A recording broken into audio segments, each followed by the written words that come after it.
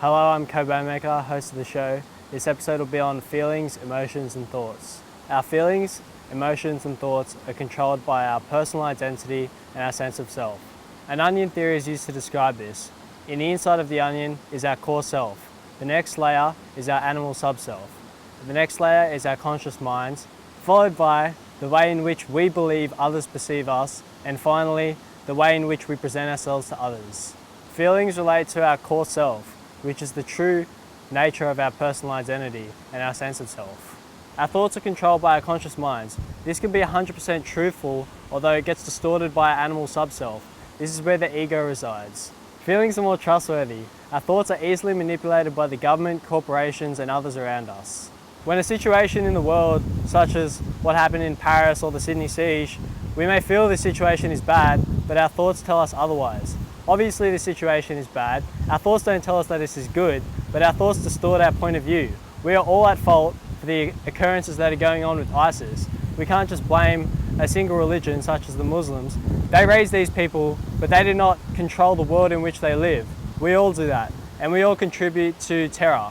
Our brain is much more complicated than our instincts. It often makes a situation seem worse than it is. This is why we should trust our instincts. Our instincts are here to help us. Often our instincts are wrong, but we will learn from these mistakes much quicker and will not feel as if our brain is going into overdrive, and we can calm down much easier. Consciousness is what we are aware of. Subconscious is what goes on within our body which we don't recognize and we don't think about.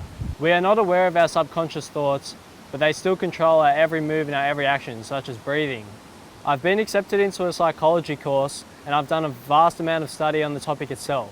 When you go to a psychologist, they'll ask you, how does that make you feel, rather than what did that make you think? This is because our feelings show a true indication of our sense of self. Happiness is the first emotion which we will talk about. Along with Rick Rubin, Russell Simmons is the founder of Def Jam recording label. He is now also a philanthropist. In his book, Success Through Stillness, Meditation Made Simple, he talks about how happiness is our primary source of living. Happiness is temporary. It is fleeting and often hard to grasp. Often people say, do what makes you happy, but they still do things which irritate them and annoy them.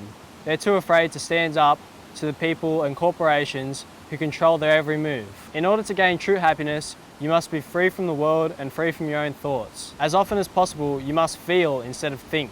As humans, we have a variety of emotions. It is impossible to be eternally happy unless you are completely enlightened. Most people are not on the path to achieve this, although we all should be. Sometimes we get down in the dumps and our human instinct is to become sad or depressed. There is a huge difference between sadness and depression. Sadness can be prolonged, although we are still able to feel happy. Depression is a prolonged period of time in which we cannot find any happiness. As human beings, we often feel we are victims of injustice. This creates outbursts of anger. Anger is what causes violence and terrorism. We must avoid this in order to live in a peaceful, united world. The majority of us use substances to diminish our anger, such as tobacco, alcohol, and illegal substances. These diminish our health, both our physical state and our mental state. We develop addictions and dependencies. We need to start using cleaner, more powerful, and more effective methods such as meditation and yoga. These connect our mind, body, and spirit. When we are young, our source of intimidation might come from the school bully. This person uses their power and influence to threaten others. This is often a result of their own insecurities. They feel bad about themselves and they inflict that upon others. As we grow, become more conscious and learn more about the world, we start to become intimidated of the corporations and the government. We feel powerless and helpless in regards to whether we can change our situation. They use their wealth and status to undermine us and maintain control. We need to unite, form communities, and break free of this control as a revolution. This revolution will not include violence. It will include us using our posters, our words, and YouTube videos such as this to express our opinions, our worth, and our ideas. In order to overcome our adversities, we need to motivate and inspire one another.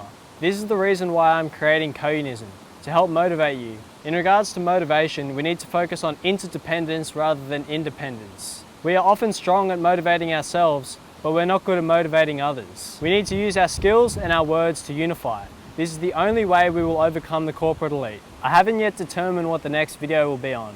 Feel free to leave your opinions and ideas in the comment section. The only way this YouTube series will work is if you give me your feedback and we can work together as a team. Look out for more videos in the future and thank you for your time. Remember, feel, don't think, and accept your emotions.